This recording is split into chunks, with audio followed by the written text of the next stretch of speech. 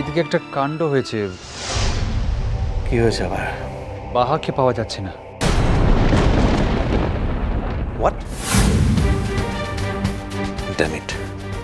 বাড়িতে এতজন লোক থাকতে এরকম একটা না কিভাবে ঘটলো বলো তো? সকালে এত বড় একটা ঘটনা ঘটে গেল, তারপরে মেয়েটাকে একটু নজরে রাখবে তা নয়। না রে উঠছি, ও ঘরেই ছিল, কিন্তু সন্ধ্যের পর হঠাৎই খোঁজ করতে গিয়ে দেখা গেল। দেখো দাদা ভাই, এত সব কথা শোনার সময় আমার হাতে নেই, এসব অজুহাত মাত্র। আর এখন কিভাবে আমি কি করব আমি জানি না। কালকে ভোরবেলা আমার ফ্লাইট, এরকম হলে আমি কি মনে যাব তুমি বুঝতে পারছো?